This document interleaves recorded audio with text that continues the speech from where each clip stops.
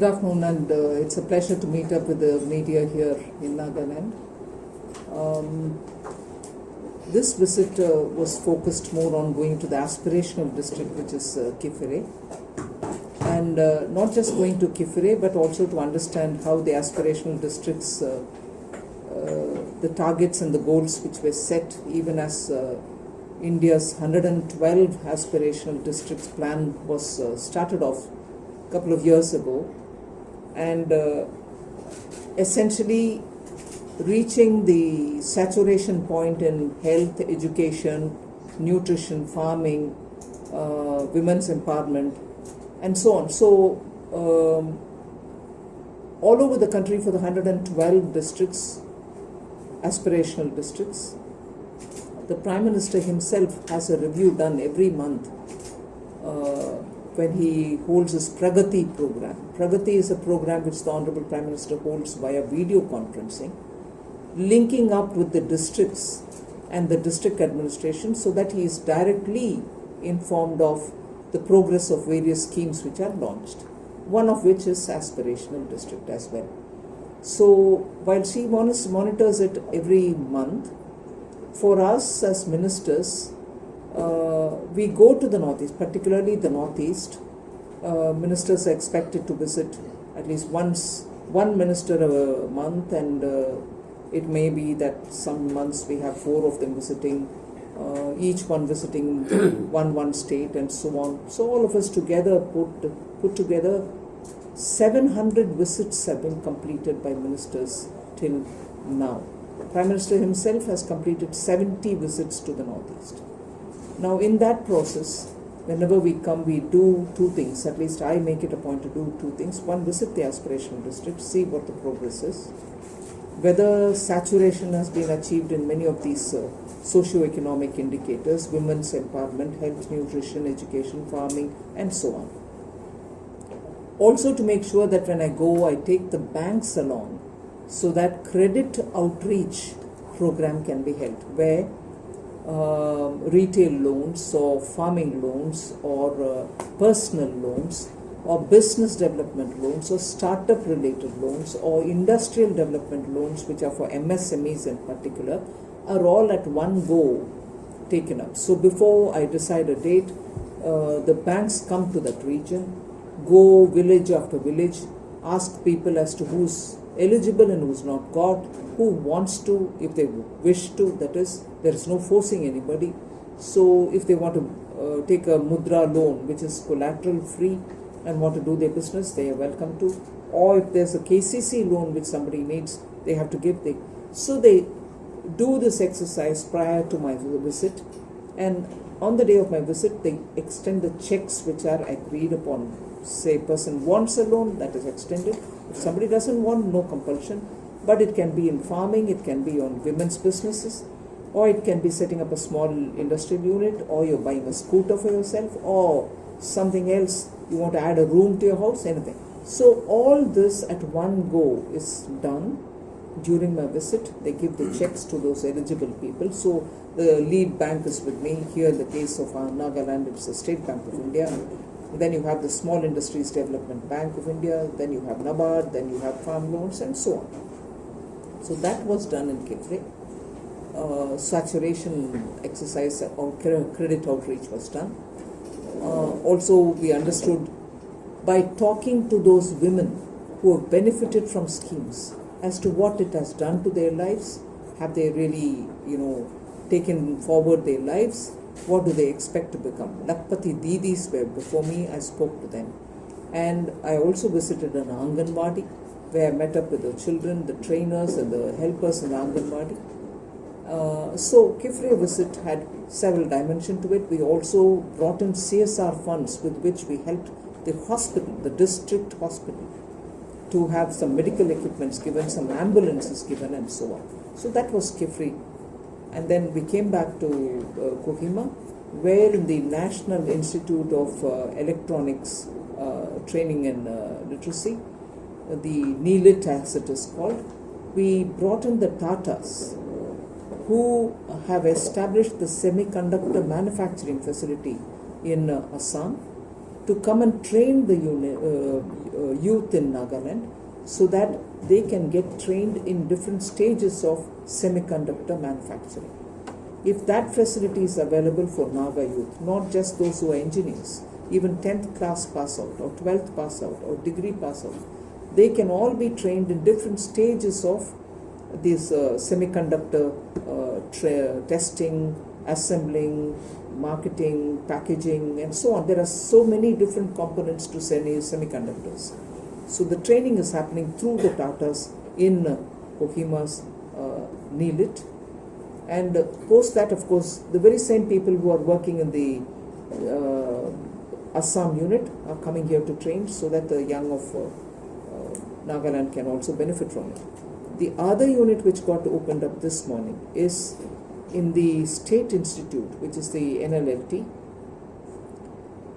a very big industry group which is into the IT sector, which also has a lot of expertise in AI in manufacturing, called CIENT, which is largely present in Hyderabad, Bangalore, and so on, and in Chennai. Now they are also doing a lot of training in Visakhapatnam, the school children. So I requested them if they would come and do it here as well. So they had a tie-up with the state government in that institute. They are now providing 2 sets of training, one for the handloom weaving and areas related to that, bringing AI into that, and the other for coding and other related, robotics related, 3D printing related training for youth. That got inaugurated this morning, and now I also had a review of how the special assistance which we give from the central government to states for building their capital assets is being utilized by Nagaland. So that in short is my visit. First question, ma'am, are you satisfied with your visit, because schemes are already being implemented even in Kiphire also, ma'am? Were you satisfied visiting different departments? Yes, I'm satisfied, but I know Nagaland has also its own unique challenges because of the terrain, because of the distances that has to be covered, and because of talent being in one corner, pulling them up and so on.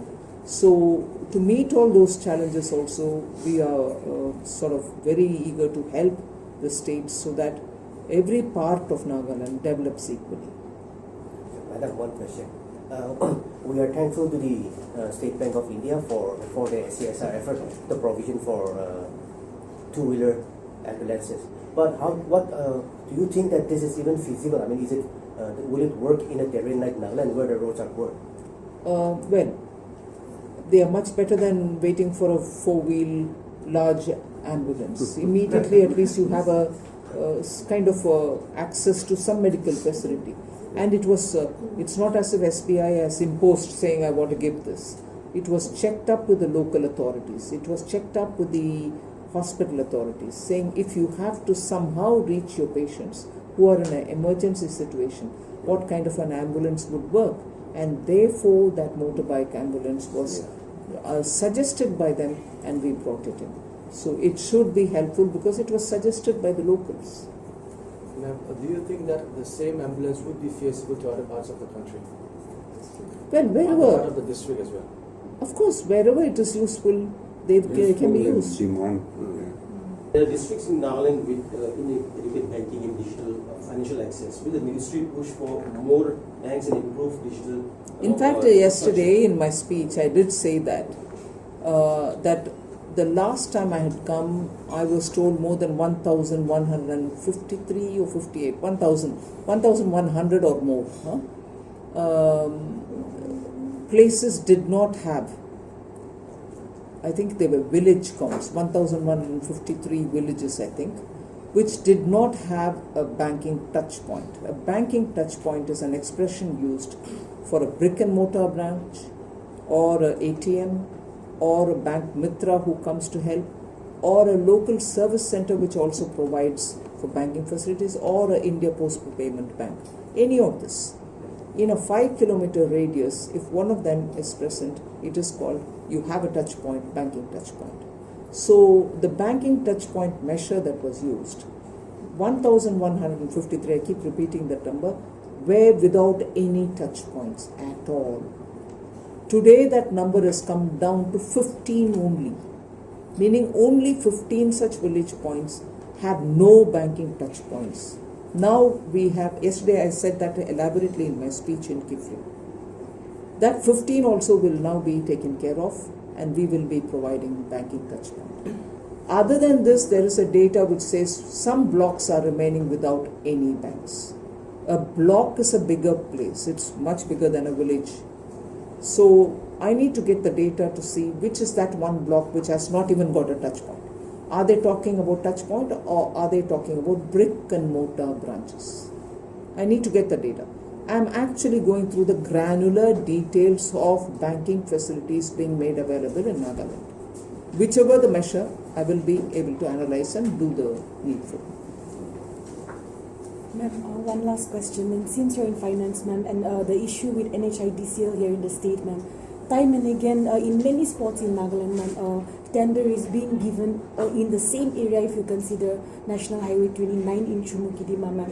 So since the roads are being destroyed and being repaired time and again, in some places 3 to 4 times, ma'am, do you think the Nagas are being taken advantage of, or is there the real issue here in Nagaland? Well, I wouldn't want you to look at it like that, for 2 reasons. The tender process is a transparent process. Whoever bids for it will have to comply with the rules and do the quality road laying.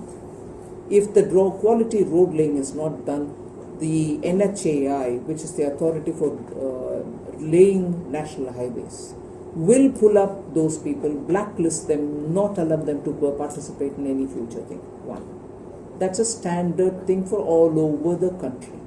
That applies to Nagaland as well. One. And the second, not just in Nagaland, post-monsoon, I'm not saying this with a sense of pride, I'm saying the reality.